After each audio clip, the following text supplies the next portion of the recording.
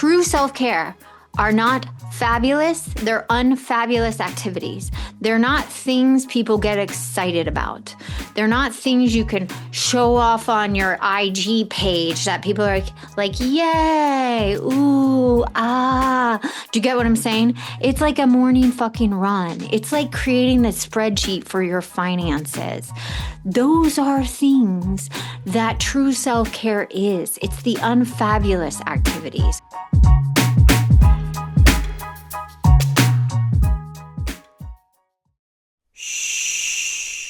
Welcome to the Secret Life Podcast. Tell me your secret. I'll tell you mine.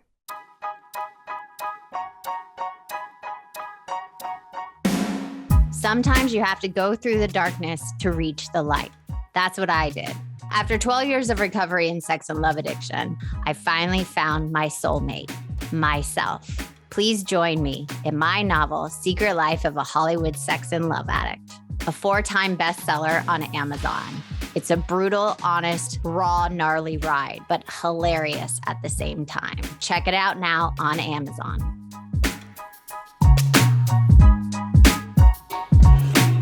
Welcome to Secret Life Podcast. I'm Brianne Davis-Gant. Today I'm pulling back the curtains of all kinds of human secrets. We'll hear about what people are hiding from themselves or others. You know those deep, dark secrets you probably want to take to your grave? Or those lighter, funnier secrets that are just plain embarrassing? Join me each week as we take a deep dive into one subject matter, exploring the how, what, when, where, and why of it all. Get ready for a more focused, more revealing journey of the human experience. This is Secret Life, and I'm excited for you to join the ride. Today, we are talking about self-care versus self-indulgent. Oh my goodness gracious. People love to send me texts and go, can I go do this? And I'm like, yeah, that seems a little self-indulgent, not really self-care. So let's talk about it. Self-care, it is activities that actively promote long-term well-being and health. Long-term. Self-indulgent involves actions that feel pleasurable in the moment, but can have negative consequences for your health and well-being in the future or soon, or if you do a lot. Does that make sense? So here's the example I'm giving. I got a text from a female trying to, yes, I know you're listening, a female trying to save money. You know, she's budgeting and she's taking this trip and she's trying to just save money in general. And she literally, it's like she keeps trying to spend money and she's like, oh, I want to get waxed before my trip and do laser hair removal. And she's trying to look at it as a self-care thing. And I'm like, so she doesn't have to shave on her trip. And I'm like, do you need to spend that money? Do you really need to spend that money? Is that a self-indulgent thing or is that a self-care thing? Because yeah, you won't have to spend 20 minutes in the shower on your trip, but do you really need to spend all that money on laser hair removal when you are trying to save fucking money? And it's going to stress you out to spend all that extra money. Do you see what? And so I just wanted to do this episode, and Mark really wanted to do this episode because so many people look at self-care as these instant gratification things to feel better in the moment. And self-care is a long-term practice. It's like self-preservation. And self-care is really important, but it's about self-preservation, not self-indulgence. So you look at long-term benefits. It's an overall health and happiness over a long time, like regular exercise, healthy eating, significant sleep. It's things done if you start doing now and you keep doing over time, it like taking your vitamins, red light therapy, doing therapy over time. These are self-care that over a period of time, it has a good effect, not buying a new shirt. Buying a new shirt isn't going to do anything over a long period of time. Yes, when I buy that new purse, that Chanel, oh my God, it's the best thing in the world, but it goes away. Like it doesn't feel good like even when you buy a new car, that's not a self-care act. It doesn't have a long-term benefits for a long period of time. So that's what I need you to think. Does this benefit me over long-term benefits over a period of time? And if the answer is fucking no, so because it's an activity that just feels good in the moment, like overeating, excessive screen time, spending sprees, going on that trip, because that trip that costs a ton of money, and then you have a credit card bill or you have to work even harder when you get home. Is that a long-term benefit for that trip? No, it's not. So things like self-care, taking a relaxing bubble bath every day at the end of the night would be a great thing because that's like an act that's helping you. Okay. So this is why I wanted to go through this. Long term, temporary. Long term, temporary. That's how you have to start thinking about it. Self care, proactive. Self indulgent, passive. Does that make proactive? Meaningful, it has a mental and physical outcome. True self care is proactive. It cultivates meaningful, mental, and physical outcomes. It's like not fabulous activities. True self-care are not fabulous, they're unfabulous activities. They're not things people get excited about. They're not things you can show off on your IG page that people are like yay, ooh, ah. Do you get what I'm saying? It's like a morning fucking run. It's like creating the spreadsheet for your finances. Those are things that true self-care is. It's the unfabulous activities. It's the things that actually you look at and go, oh, here's my spreadsheet for my finances. Oh, I'm a little over budget this month. I need to cut back. That's fucking true self-care. Self-indulgent distracts us from our problems. It's like a hashtag treat yourself behavior, right? Hashtag, oh, here's a coping mechanism method that I'm using. I'm going to have that extra glass of wine because I deserved it because I had a hard work week, or I'm going to have that edible because I just want to like chill. It's like, no, that's a passive indulgent that distracts us from the problems. Or I'm going to impulse purchase this because I worked so hard and I had 10 sessions every day this week. That would be me, hashtag treating myself because I'm exhausted and this is an unhealthy coping mechanism. Self-care creates contentment. Self-indulgent creates discontentment. So what does that mean? It means genuine self-care practice is a positive influence over your well-being. It cultivates long-term purpose and meaning. It allows us to be more content and appreciate our lives. So when you do genuine self-care, you actually feel better in your life. You actually like feel more purposeful and meaningful. You actually it grows your life. It's self-indulgent. It's rooted in this deep insatiable need for more.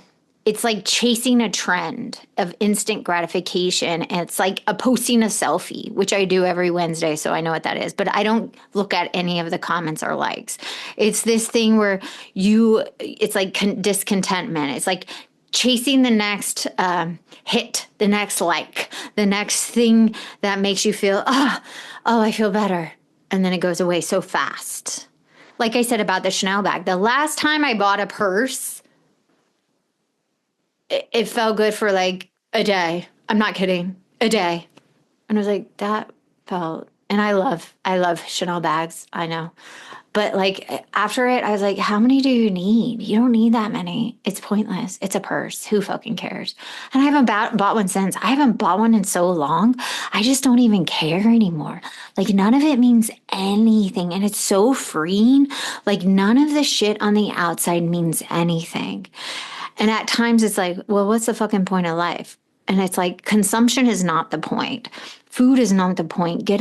Falling in love, that love high is not the point, which is so freeing because that was such my addiction. It's like helping people, living in my purpose, being connected to myself, appreciating, feeling joy, feeling even sadness. Like I appreciate sadness because Mark's like leaving to shoot the movie. He's gone now, but like leaving to shoot the movie, when he was leaving, I just cried because I was going to miss him. And I'm going to like cry now, but like I like cried so much because I was going to miss him. And I would have acted tough and like I didn't care. I would have shut down and like disconnected from him. And it's like, I like enjoy sadness now, and not in a, I'm a victim, poor me. Like, it's like I actually enjoy the emotion because I know it's going to wash through me and I don't get scared to feel it anymore. And I know it's going to go away. Like other emotions are going to come and I'm not going to get stuck in it because I used to feel like, oh, I'm going to get stuck in this pain. But there's a beauty in sadness and loss and like missing and all of that. And that's more important to me now. All right. The next one, self-care is self-enriching. It enriches your soul. It nourishes you. It strengthens your mind and body and soul.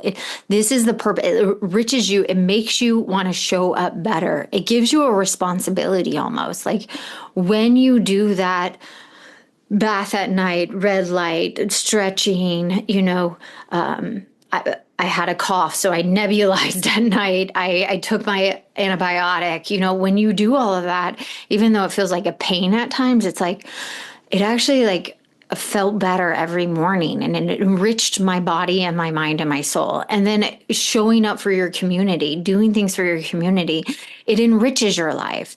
Self-indulgence is so fucking self-centered. It's so wrapped in your ego. It's like, this is me. I want this thing. It's all ego, and it's based on emotions. It's based on, I don't want to feel this. I deserve this. I earned this. It's all based on emotions. And so that does more harm to ourselves and others. For example, instead, take a proactive approach in mending relationships. In self-indulgence, you're in your anger and you burn that bridge, right? So that's how you can do it in relationships. So if you are in self-indulgence in a fight in a relationship, you indulge in the anger and you burn the bridge. If you are in a self-caring place and you're in a relationship, even in this situation, and you're in a fight, self-care is thinking, what am I feeling underneath this anger? What is going on? What is my resentment? What have I been holding on to? Where is the sadness? Where's the disappointment? Instead of burning the bridge, work on the resentment, work on that, and then try to communicate what has been lost, what has been not met your expectations, what has the other person done, what have you done? And look at it that way and try to communicate that. That's a self-care. That's an enriching place in your communication with that person. Does that make sense? So I just wanted to go in that way too, in relationships, and how you can build your community in a self-caring way instead of a self-indulgent way. So how do you practice true self-care instead of self-indulgent, right? How do you do that? And what are the benefits? And what are some other examples of self-care and self-indulgence? Let's see. Let's do the examples. So self-indulgence, binge watching TV to distract yourself, going shopping sprees, depending on your partner to bring you joy, depending on your partner to fix something, seeking praise from others to define your self-worth. After a hard work week, having that glass of wine or going out and partying, taking long trips because you've had such a hard time in your life. You know who I'm talking about. It's examples of self-care, processing emotions through journaling or reflection. I know all you clients right now are rolling your eyes, but that is a true example of self-care. feeling good about being responsible with your finances, working on a passion that creates joy from within, getting, I love that active meditation, working with your hands, growing self-love by saying daily affirmations. I hate that one, but in my lowest moment, I had to say those daily affirmations. I had to do those mirror exercises. And I always thought this is the fucking cheesiest thing I'm doing right now, but it actually works. When you say kind things to yourself, it changes the chemistry of your brain. So try them. Say those things to yourself. I am lovable. I am worthy. All those things. So 10 reasons to self-care now. When you are challenged both physically and mentally, you have to push yourself to be better. It allows you to find your misplaced self-esteem. It allows you to reconnect to yourself. It helps you manage your emotions like anger and grief. It allows you to overcome fear you might be holding back from so you can enjoy life. That positive thinking, when you start talking positively to yourself, it allows you to find peace and happiness within. I don't really like to say happiness so much. I wrote that down, but I mean serenity and peace, because happiness is not always available. Sometimes joy. Regularly practicing self-care techniques reduces stress, leaves you feeling calm and more in control of yourself, not outside of you, of yourself. It gives you time to relax, reflect on issues, and solve problems. And you're able to live a more balanced life. And it gives you renewed energy, and your mind and soul are actually more connected than ever. You're more connected to yourself. Okay. How to practice true self-care. Think critically about your future. Think about it. When you think about your future, not future tripping people, not future tripping, you have to think, when you want to do this activity, is it going to benefit you just now, or is it going to benefit you in the long run? That's how you have to think about it. What is the long-term cost of this action? Is there a long-term cost, or is it just a positive feeling I'm going to get in this moment? If it's a positive feeling in this moment, that is not self-care. Establish an intentional routine, an intentional self-care, self-preservation routine. So I have a routine. I have a routine at night that takes care of me. I have a routine in the morning that takes care of me. I know when I'm going to eat. When you have a structured routine, it kind of keeps you out of chaos. And especially if you're an addict, it keeps you out of those addictive tendencies. I'm not going to go binge a bunch of ice cream at fucking 8:00 at night because I'm already in bed. So when those cuckoo thoughts come at night, I'm in bed. So I can't reach for that pint of ice cream. So if you are out of structure, watching Netflix in the middle of the night, you are going to reach for the ice cream. You are. So that avoidance and letting yourself off the hook, especially at night, when it usually happens, is where you get in trouble. So have structure, have a routine. Seek feedback and accountability. Have someone in your life you're working with to keep you grounded, to help you set a routine, to keep you accountable, someone you can talk to when things are really hard. Because to change these habits and to get out of that self-indulgence that you probably used to self-soothe when you were younger no longer works. Because those sayings, I deserve this, and the way you justified it, those behaviors don't work anymore. And it's like you can't stop yourself sometimes. So again, these new ways helps you improve your life long-term, not short-term. Thank you for listening to Secret Life Podcast.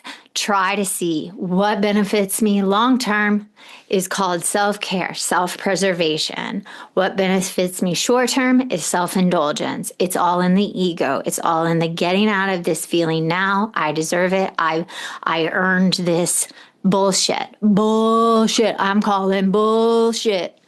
So let me know your thoughts on this episode. Thank you for listening to Secret Life Podcast. Send me your other topics. Love to know what you want to talk about. secretlifepodcast@icloud.com. Until next time.